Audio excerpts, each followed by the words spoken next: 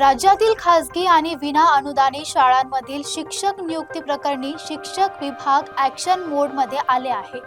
TET उत्तीर्ण नसलेल्या अपात्र शिक्षकांच्या नियुक्तीची चौकशी होणार असून शाळांना शिक्षकाची माहिती ऑनलाईन सादर करणे बंधनकारक करण्यात आले आहे. राज्यातील खासगी आणि स्वयंअर्थसहाय्यित शाळांमध्ये शिक्षक भरती प्रक्रियेवर शिक्षण विभागाने अधिक लक्ष केंद्रित केले आहे. शिक्षक पात्रता परीक्षा उत्तीर्ण नसलेल्या शिक्षकांची नियुक्ती करण्यात आल्याच्या तक्रारीनंतर ही कारवाई करण्यात येते.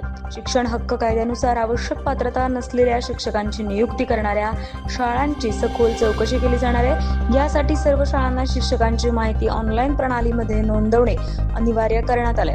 ही माहिती तृतीय संस्थेमार्फत पडताळली जाणार असून नियमांचे उल्लंघन किंवा चुकीची माहिती आढळल्यास संबंधित शाळा प्रशासनावर थेट कायदेशीर कारवाई करण्यात येणार आहे. या निर्णयामुळे राज्यातील अनेक संस्था चालकांमध्ये चिंतेचं वातावरण आता निर्माण झालंय.